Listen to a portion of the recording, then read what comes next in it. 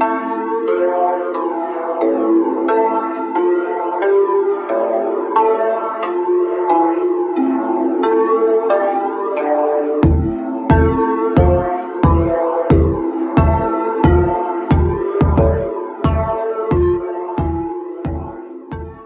the Hubble round and show us Earth in real time, zooming in onto a place so that we can see what's happening at that place, and we know that there is something up there looking down on us from space. But they will not do it. They can't do it. It doesn't exist. It literally doesn't exist. Pretty much everything NASA puts out is fraudulent. Olvídalo, Bart. Hay tanta luz afuera que no puedes ver nada en el cielo excepto el satélite de Fox. Some of NASA's latest space dreams came crashing down in Central Australia today. A giant helium balloon packed with expensive scientific instruments lost its moorings in high wind. Tomamos los datos y hacemos una imagen completa. Después quitamos las nubes, pintamos en azul el océano y donde está más abajo los pintamos en verde brillante. Después volvemos a poner las nubes y donde haya una pequeña fisura entre las órbitas la pintamos. Sí, claro, es Photoshop, pero tiene que serlo. Luego simulamos la atmósfera y al final añadimos un efecto de luz brillante para obtener el reflejo del sol sobre el mar. Es un mosaico muy verosímil. Yo no soy un astronauta, nunca fui al espacio, pero intenté sacar la esencia de la Tierra de estas fotos. Sí, claro, es Photoshop, pero tiene que serlo.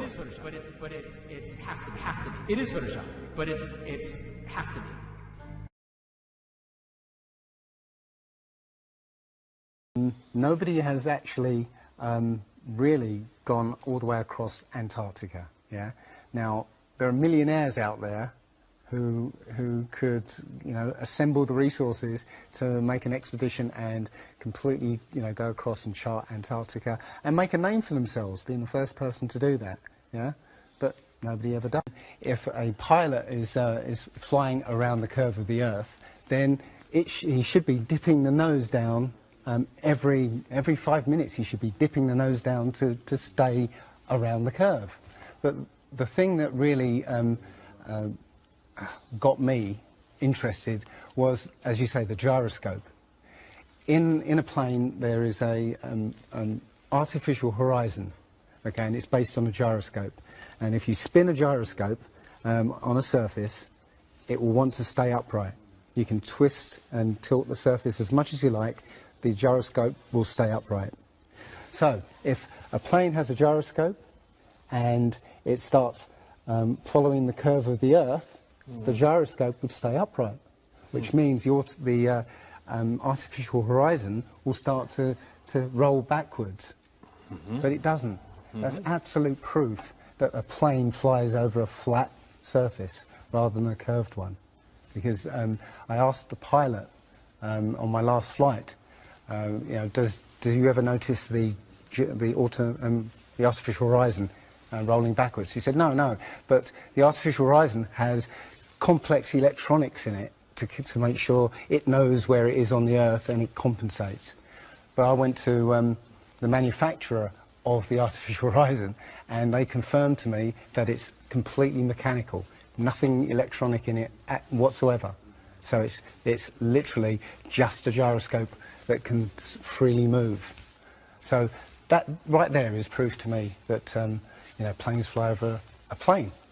Neil deGrasse Tyson, who's a leading astronomer in America, tells us that the Earth is not a perfect circle. But not only that, a little chubbier. It's slightly wider below the equator than above the equator. So it turns out the pear-shaped, chubby is a good word. It's like pear-shaped. Is so big like pear-shaped. Is so big like pear-shaped. Is so bigger.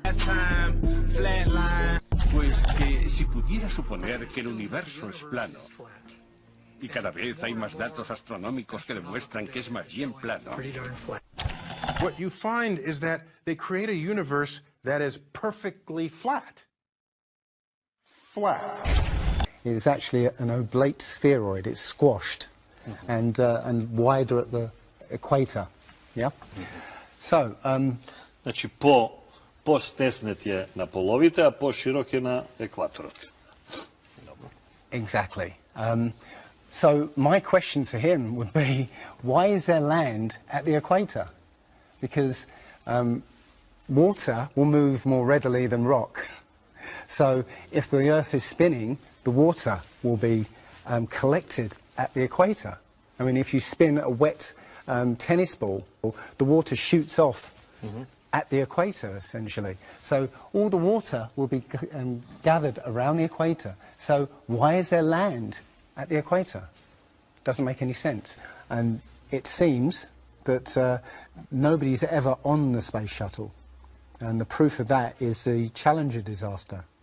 In, I believe it's 1986, the Challenger exploded just after takeoff and killed 7 astronauts. But it turns out that 6 of the astronauts are still alive, and most of them are using their original names. And you can find pictures of them. They're using the same names, and they're doing ordinary jobs now. Teachers, lecturers, lawyers, whatever. But they're still alive. And you can see whenever the space shuttle lands, you can hear it. It's a loud jet engine. That's it. It's not a glider. In my video, I show you a glider, how that seems, and then I'll show you the space shuttle. And yeah, it's not a glider. It's an aircraft. And that's what they're fooling us. They're taking billions of dollars in and giving us images and fake planes for that 10 billion, you know, however many billions of dollars it is. Cuando uno va al Swedish Space y busca, o casualidad, todo casualidad que vamos a ver acá, pero cuando uno viene Mission and Projects y uno va a Rockets and Balloon, fíjense que está puesto en la misma categoría, y va, acá hay varios de los Rocket Sounding, de Rockets, le dice Rocket Missions. Pero cuando uno va completo, empieza a ver que hay muchos Balloon Missions. Hay muchas páginas de Balloon Missions. Muchas. NASA subcontrata. Cuando uno descarga, ¿sí?, el Balloon Launch List de Swedish Space Scape, ¿sí?, vamos a bajarlo de acá directamente, puede empezar a ver que estos son todos balloons. ¿Bien? Cuando uno busca, uno puede encontrar de golpe como que la Mir de golpe pareciera ser un balón. Los ELISA, cuando uno los busca, comienza a encontrarlos en la planificación de globos. ELISA 2. ELISA nuevamente. De los Envisat. ¿Sí? O sea, acá están todos. Todos. Son globos, gente. No son satélites. Son globos. Son globos. ¿Sí? Son otras tecnologías combinadas. Son un network. Que uno puede fácilmente darse cuenta cómo nos versean, porque esos movimientos erráticos que se ven muchas veces en satélites desde tierra, cuando uno ve satélites desde tierra, que algunos van en línea recta, pero otros tienen como una especie extraña de movimiento medio raro, es porque existe una franja que se llama el jet stream. El jet stream, que ustedes ven acá, eso. No es blue beam, no es nada por el estilo. Está relacionado a los movimientos de viento que hay en el mundo, que no es así, porque un avión no va haciendo esto. ¿Bien?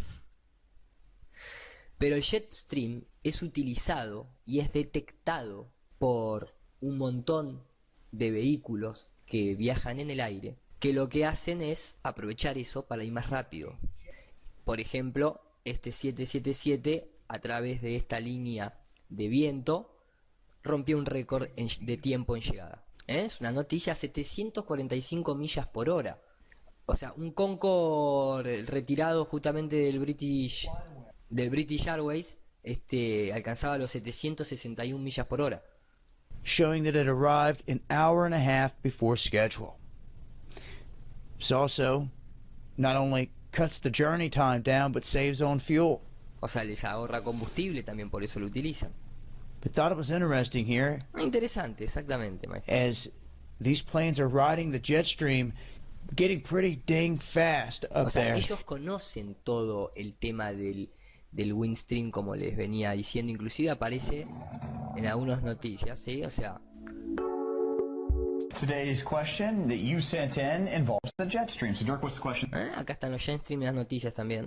Well, the question comes from Shelby from Newcastle, and her question is, it's a simple one, is Viene desde Newcastle y es muy sencilla. just why is a jet stream called the jet stream? ¿Por qué un jetstream se llama So jetstream? the simple answer is, it's a stream of air that Es una línea de viento, de aire, que se mueve más rápido que el aire que lo rodea. surrounding air, but of course we're not going to leave it at that. We have Pero a no lot lo more vamos a to talk dejar ahí, about as tenemos far as más the jet para stream is concerned, contarles. because it's an important feature with our weather Es algo importante cuando se refiere that we al have. Now, clima. here's a definition: a fast-flowing current of air Acá hay una located definición rápida, ¿no? anywhere from 5 to 7 miles above the surface of the Earth. That's the jet stream Más o that we menos.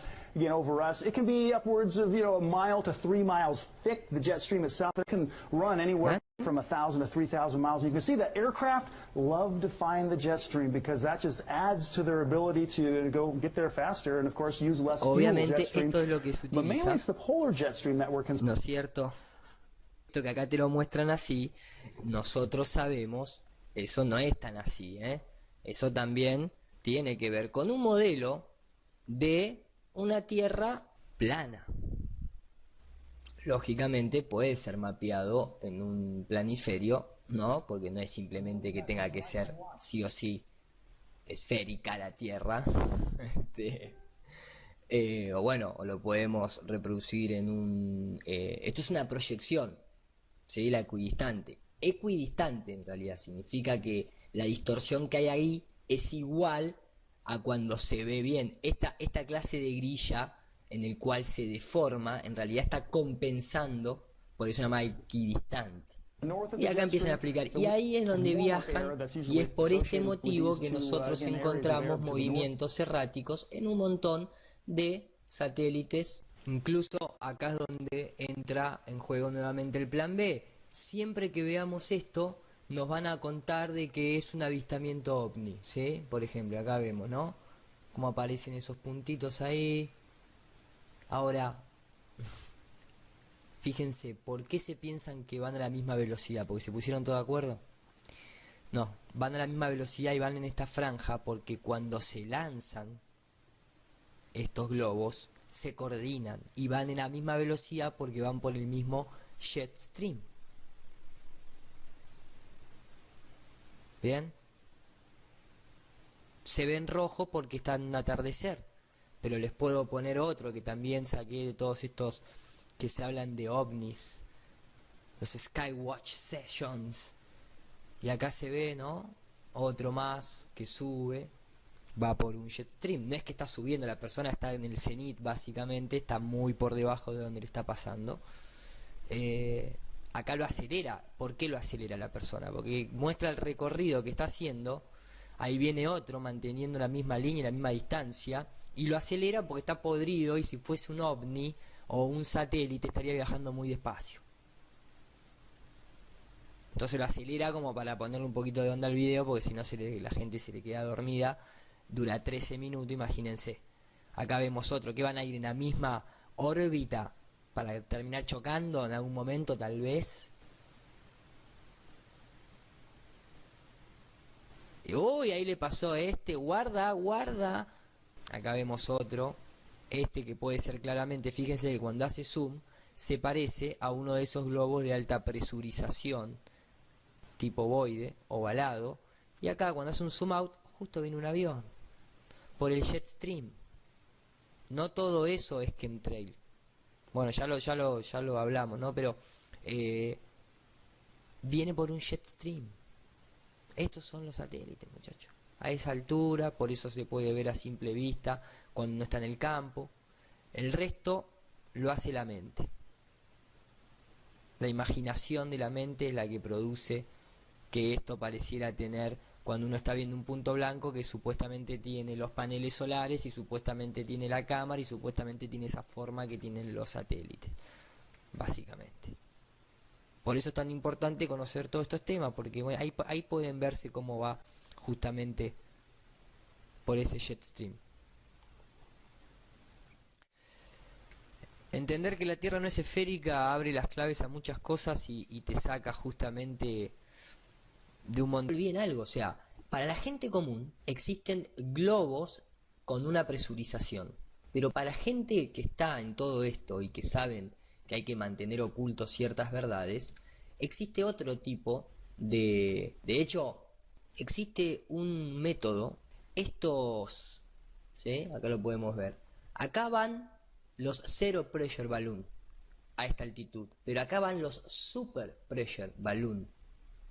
¿Por qué? Porque hay un método, obviamente es el método que se vende en lo que es satelital, que es un super pressure balloon, para que no reviente como revientan los que muchas veces se ven en las cámaras de altitud. ¿Y a ustedes no les parece raro, para la gente que todavía piensa que existe satélite, no les parece raro que se construya o sea, el mismo aparato que nos promocionan en construcción satelital para enviar al espacio, el mismo aparato, del mismo tamaño, con los mismos paneles solares, que se cuelguen y se tiren en globo, por grúa? ¿No les llama la atención que sea el mismo? ¿No les llama la atención? ¿Tan dormido se puede estar? Cuando uno puede ver el negocio que hay por detrás con toda esta millonada de estafa que hacen. Hello, football fans, and greetings from the International Space Station. I'm Expedition 42, Commander and Navy Captain Barry Butch Wilmore of NASA, and yes, a big Titans fan. And I'm Air Force Colonel and NASA astronaut Terry Virts, a huge Ravens fan, but also a fan of the Houston Texans, where Butch and I now both call home.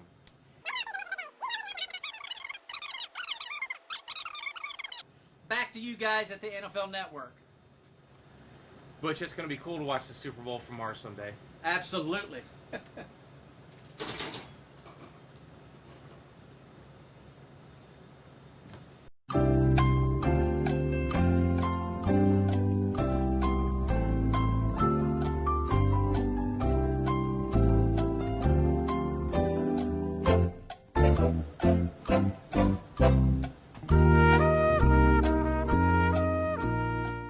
Notify us if we need to take precautions, go to some of the safe areas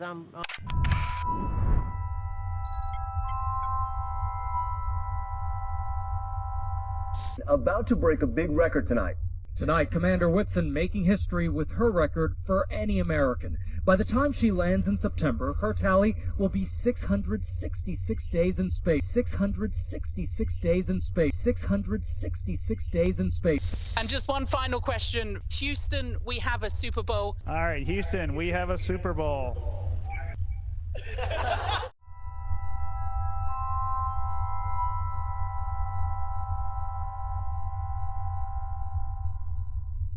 We always indulge in a few pagan rites to appease the EVA gods. These little ceremonies are very, very important to ensure mission success if you do them right. We're going to look back and say, how did we do it without space?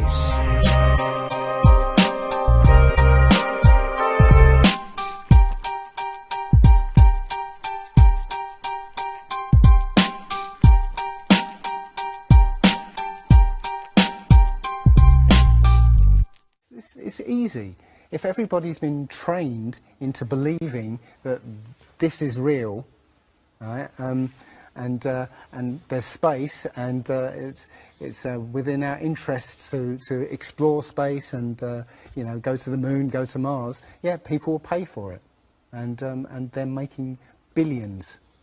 And yeah, there's more to it, because I believe there's a big deception coming, and it's to do with aliens, because people believe there are aliens out there. So they've prepared us for an alien invasion or an alien saviour. And I think the flat Earth came along at the right moment to educate people, to make people believe or understand that we've been lied to. And if you know, as I know in my heart now, that that is real and this isn't, I will not be fooled by aliens coming, because there are no aliens. There's no space. Yeah, it's all fantasy by Disney and NASA. Well, the Bible has a very, very clear view of what this place is, and it matches that place more than it matches this. Okay, and what it says is the great deep is under it, just water. It's just deep water, and above the firmament is water. And you know, it says in Genesis that he separated the water below from the water above, and made a space, and then made dry land appear out of the water. So what's under the flat Earth? Well, it's water, and it just goes on. Again, I don't know for sure, because I've not been under there. I don't know what's past the outside of, or the you know, the first few hundred miles of Antarctica. But everything I've seen over the last year and a half tells me that that is true and this isn't. And I'm starting to believe and trust my intuition about it. This world is very different from what most people think it is. There are very powerful people who essentially rule this world right now. And the ordinary person is a slave in this world. And slaves aren't educated. You know, they're taught what they need to, or you know, they need to know. That's it. They're not taught truth. They're taught what they need to know. And so you're taught enough so that you can, you know, do the paperwork and operate the machinery, but you're not meant to know what's really going on, because that's the power they have over us. They know what's going on, you know, how this world works. We don't, so they can control us. In my opinion, the Big Bang theory and the theory of evolution and the ball Earth theory are all interlinked, and they're all there to make us feel as though we're insignificant. We're small, tiny, miniature, unimportant pieces of slime crawling around on a speck of dust in an infinite universe. If that's true, and there's no purpose, there's no meaning to anything, then our owners can do whatever they want with us. Then, you know, this is all accidental, so food can be genetically modified because it's imperfect. You know, we can be modified because we're imperfect. You know, if we realise that this is the universe, and complete universe. Yes, this system is the is complete everything. Is everything. Everything that NASA has put out is CGI, is fake. Okay, you know, people say, I think you mentioned it. You know, if you look out into the universe, you see that the moon is round, you know, spherical, and the planets are spherical, and so why are we flat? This is special, you know. So why? It's like saying a basketball is round, so why isn't the court round? You know, it's a fallacy. So this idea of a ball Earth, theory of evolution, the Big Bang, is all about making us feel nothing, so that we can be used.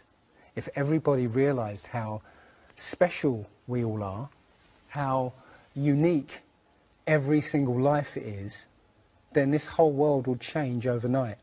So if we all realise that, then we wouldn't allow all these things that are going on. It's all about control. There are a small group of people who want to control the world, and because there's so many of us out there, you know, they can't control us directly. They can't, you know, this small group of people can't, you know, come round to all of us and control us directly. So they must use our own minds, our own hearts and minds against ourselves. And this is what they've done. They've educated us into this world, into this globe spinning, you know, heliocentric Big Bang evolution world, which makes us nothing. speaking. This is what I think. It's the truth, and we recognise the truth when we hear it, and we feel it, and this again, I believe, has come at the exact right time.